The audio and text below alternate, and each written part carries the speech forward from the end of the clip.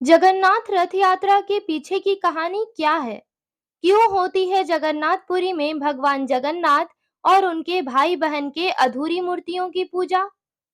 Vastu thinker में आपका बहुत बहुत स्वागत है।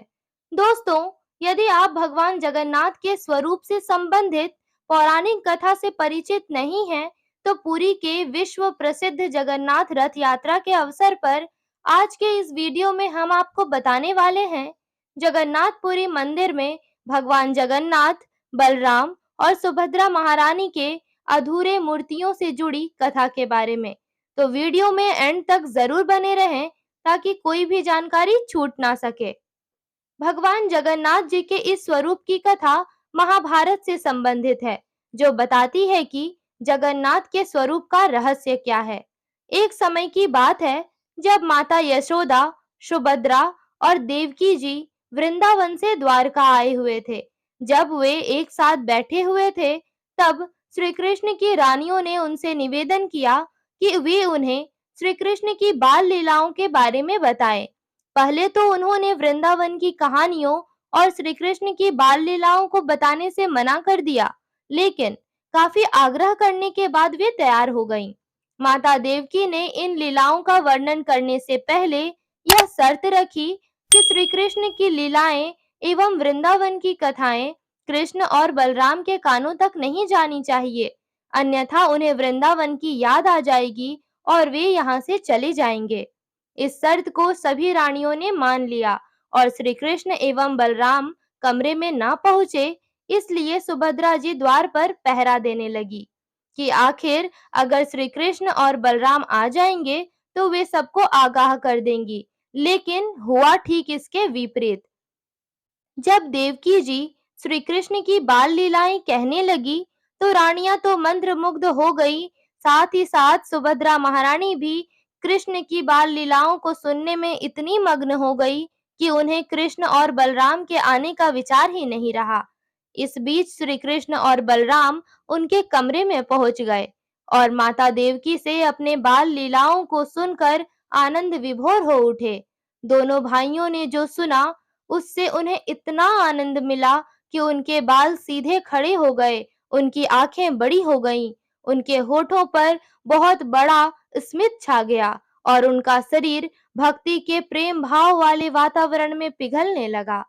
श्री कृष्ण की बाल लीलाओं को सुनते हुए सुभद्रा बहुत ज्यादा भाव विभोर हो गई थी, इसलिए उनका शरीर सबसे ज्यादा पिघल गया और इसलिए उनका कद जगन्नाथपुरी के मंदिर में सबसे छोटा है।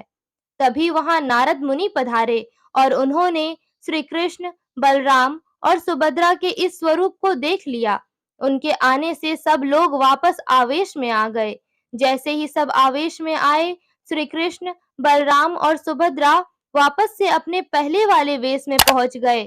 श्री कृष्ण का ये रूप देखकर नारद मुनि बोलने लगे, हे प्रभु, अभी मैंने आपके किस रूप का दर्शन किया? मैं दोबारा आपके इस रूप का दर्शन कब कर पाऊंगा?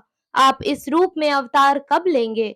तब श्री कृष्ण ने कहा कि कलयुग में वह ऐसा अवतार लेंगे।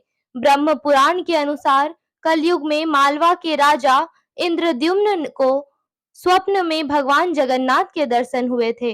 भगवान जगन्नाथ ने कहा कि नीलांचल पर्वत की एक गुफा में उनकी एक मूर्ति है, जिसे नील माधव कहा जाता है। तुम मंदिर बनवाकर उसमें वह मूर्ति स्थापित करा दो। अगले दिन सुबह राजा इंद्रद्युम्न ने अपने मंत्री को उस गुफा और नील माधव की मूर्ति के बारे में पता लगाने का आदेश दिया। सबर कबीले के लोगों ने राजा इंद्रद्युम्न के प्रतिनिधि ने छल से नील माधव की मूर्ति ले ली और राजा को सौंप दी। इससे कबीले के भगवान नील माधव के भक्त दुखी हो गए। भक्तों के दुख को देखकर भगवान दोबारा उस गुफा में विराजमान हो गए। भगवान ने इंद्रद्युम्न से कहा कि वह विशाल मंदिर बनवा दे, तो वे उसमें विराजमान हो जाएंगे। इंद्रद्युम्न ने मंदिर बनवा दिया। तब भगवान ने कहा कि समुद्र से लकड़ी लाकर उससे मेरी मूर्ति का निर्माण करवाओ। इस बीच देवताओं के शिल्पी भगवान विश्वकर्मा एक वृद्ध के रूप में उस मूर्ति के निर्माण के लिए राजा इंद्रद्युम्न के पास आए। उन्होंने 21 दिनों में मूर्ति बनाने की अपनी इच्छा व्यक्त की और एक शर्त भी रख दी। शर्त यह थी कि मूर्ति निर्माण वह बंद कमरे में करेंगे और अकेले करेंगे। जब तक निर्माण कार्य पूरा नहीं होगा, तब तक उसे कोई नहीं देख सकता। राजा ने यह शर्त मान ली। मूर्ति निर्माण का कार्य प्रारंभ हो गया। कुछ दिन बीतने के बाद इंद्रद्युम्न की रानी उस मूर्ति को देखने के लिए व्यग्र हो गई। राजा के आदेश पर उस कमरे का द्वार खोल दिया गया।